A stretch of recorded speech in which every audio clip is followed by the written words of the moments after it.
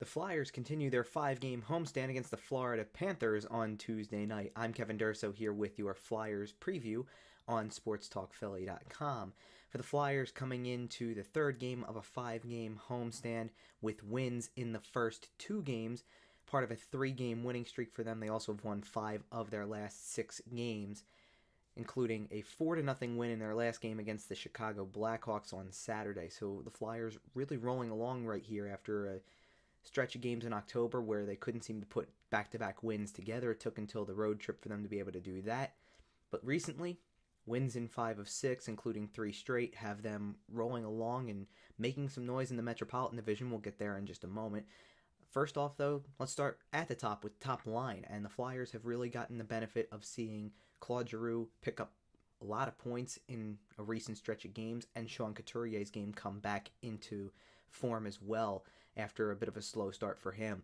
Between the two of them, it really actually just allows Travis Konechny to be a good complement piece. It's not really anything special that Konechny's doing as much as it is Giroux and Couturier being two of your top forwards like you would expect. So between the two of them, the offense is just coming along really nicely. The two players there we're talking about, Giroux and Couturier, factored into the first 3 goals of the game for the Flyers as the goal scorers, and Couturier had an assist on the empty netter by Nolan Patrick as well. Between that top line and the second line being well as at this point too, you got Nolan Patrick, Oscar Lindblom, and Jake Voracek all playing well together. It gives the Flyers 2 really good lines, and even the third and fourth lines contributing in some way. You saw in that Thursday game against the Arizona Coyotes, Scott Laughton scoring 2 goals, Dale Weiss getting a goal. Those guys are factoring in as well and making an impact. So it's a big deal for the Flyers to be getting contributions across the board, really, from their forwards. Defensive pairings have been playing better. Brian Elliott has been excellent since entering in relief on Thursday as part of the 5-4 comeback win against Arizona. He stopped 16 shots there, didn't allow a goal, made 33 saves in the shutout on Saturday. So figure he'll get another start because he's been that good lately and he's been playing on top of his game. This is what happens when Brian Elliott gets on a hot streak. We've kind of seen it go both ways. Brian Elliott is either really red hot or he's not. So it's good to see Brian Elliott on the positive end of some results and making some key saves on his way to a couple victories here. For Florida, different team than the Flyers saw last time around in October. The Florida Panthers had come into that game still looking for their first win of the season. Now they're up to 6 on the season, including wins in the last 4 games. So they've come out of the bottom of the Eastern Conference for right now.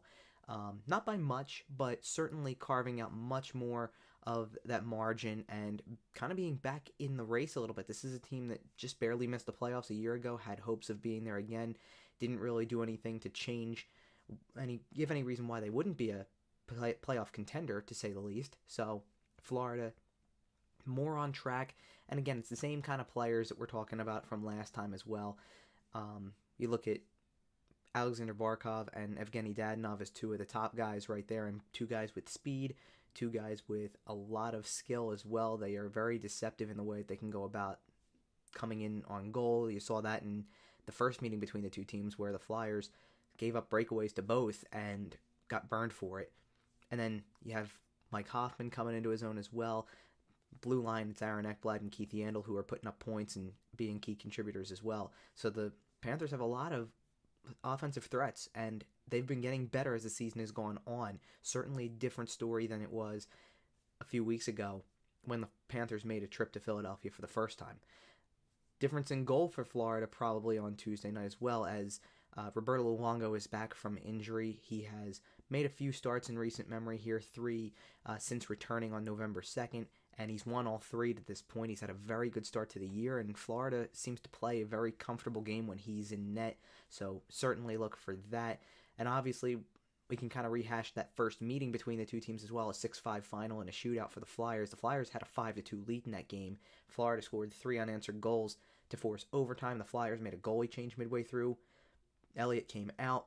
Cal Pickard came in. Pickard actually ended up giving up a goal to Barkov to tie the game, then won the game in a shootout.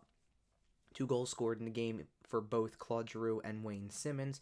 Jordan Weal also scored in regulation and then had the shootout game winner as well. So the Flyers getting contributions across the board in that game as well. A lot of different players stepping up in that game, and more of the same is going to be needed against a Florida team that has certainly improved a lot over the course of the last month. Once again, the Flyers face off against the Florida Panthers on Tuesday night, 7 o'clock game time. Follow Flyerdelphia on Twitter at Flyerdelphia for in-game updates coming to you live from Wells Fargo Center. And be sure to check out sportstalkphilly.com for both pre- and post-game coverage. I'm Kevin Durso, and this has been a Flyers game preview.